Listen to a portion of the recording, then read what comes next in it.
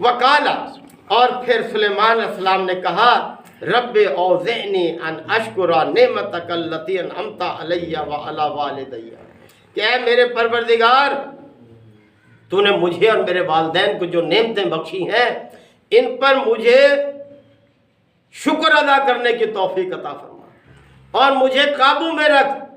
کہ میں تیری ناشکری نہ کروں، اتنی ساری نعمتیں پا کر، اتنی قوت اور صلاحیتیں پا کر میں کہیں راستے سے نہ ہٹ جاؤں اور تیرے راستے پر قائم رہوں، تو مجھے یہ ضبط عطا فرما۔ فرمایا اوزعنی، اس کا مطلب ہوتا ہے مجھے روک کے رکھ، اس اطاعت پر، اس بندگی پر مجھے قائم رکھ کہ میں تیرا شکر گزار رہوں جو نعمتیں تو نے مجھے اور میرے والدین کو بخشی ہیں، اور یہ کہ وَأَنْ أَعْمَلَ صَالِحًا تَرْضَاهُ، اور میں ایسے نیک عمل کروں جس سے تو راضی ہو جائے۔ یہی ہماری کوشش ہونی چاہیے محترم بھائی۔